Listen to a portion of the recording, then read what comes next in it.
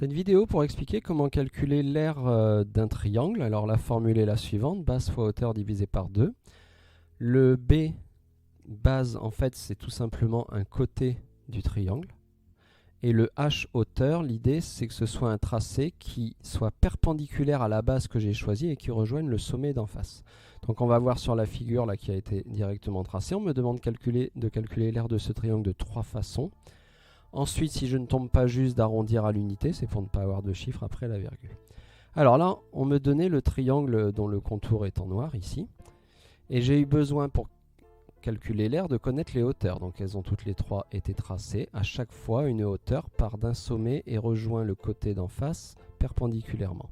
Voilà, donc là j'ai les 3 hauteurs. Il ne me reste plus qu'à choisir la bonne base, c'est-à-dire le bon côté avec la bonne hauteur. Si je prends par exemple ce côté-là, que j'appelle ça la base 1, eh bien la hauteur qui lui correspond, que j'ai appelée H1, c'est celle qui lui est perpendiculaire et qui rejoint le sommet d'en face, c'est celle-ci. Dès que je les ai repérés, j'ai plus qu'à les mesurer, combien mesure B1, combien mesure H1, et venir les mettre dans mon calcul, comme ceci.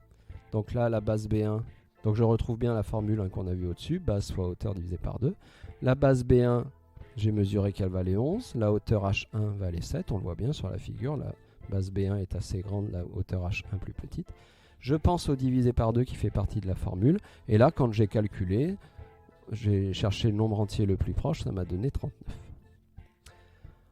Ensuite, j'aurais pu choisir ce côté-là du triangle, c'est-à-dire la base B2. Dans ce cas-là, je vais utiliser, vous voyez l'angle droit ici, la hauteur H2 qui est là, qui rejoint bien le sommet d'en face. Là encore, je les mesure sur ma figure. J'ai plus qu'à mettre les valeurs correspondantes.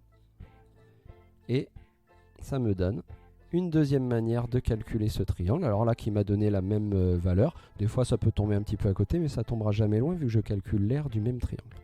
Troisième façon, je choisis la base B3, c'est-à-dire le troisième côté du triangle que je n'ai pas encore utilisé.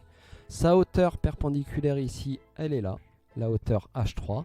Et là encore, quand je les mesure, ça me donne de nouveau des nouveaux nombres. Le 9 et le 8,5 qui correspondent à la base et la hauteur.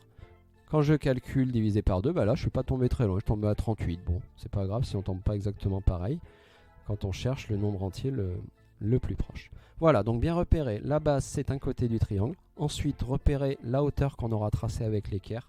Bien prendre celle qui est perpendiculaire à cette base-là. Et après, il n'y a plus qu'à faire le calcul.